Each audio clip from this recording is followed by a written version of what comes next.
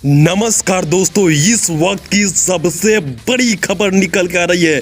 जी हाँ दोस्तों, जैसे कि आप सभी जानते हैं कि खेसारी लाल स्टेज प्रोग्राम करने के लिए नेपाल जा रहे थे। उसके बाद नेपाल नहीं पहुंचने के कारण उनके 4 स्कॉर्पियो को, जो खेसारी लाल के स्कॉर्पियो हैं, उनमें आग लगा दिया गया। और जहां पे प्रोग्राम होने वाला था, पूरी तरह से कुर्सी को तोड़कर पंडाल में आग लगा दिया गया है।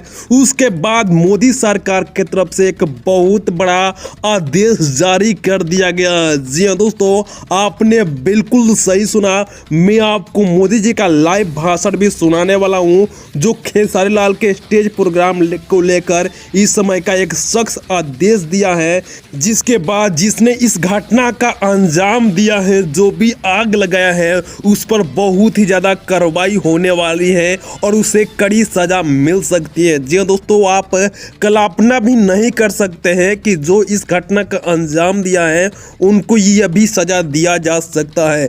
दोस्तों, इसकी जानकारी खुद खेसारी लाल यादव ने भी लाइव आकर किया है, आप सभी जानते हैं। तो मैं आप सभी से पूछना चाहूँगा, क्या इस कोरोना काल में खेसारी लाल यादव को नेपाल जाकर इस प्रोग्राम को करना चाहिए था या नहीं?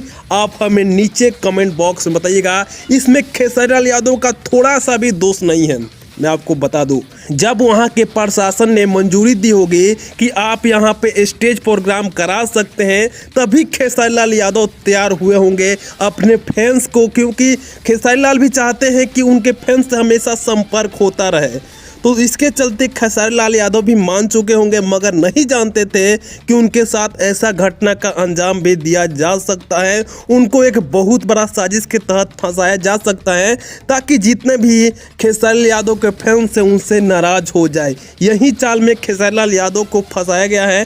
दोस्तों, मैं आप सभी का राय जानना चाहता हूँ कि क्या खेसारी लाल यादव से अभी उतने प्यार करते हैं जितना पहले प्यार करते थे? दोस्तों, इसमें खेसारी लाल यादव का थोड़ा सा भी दोष नहीं है।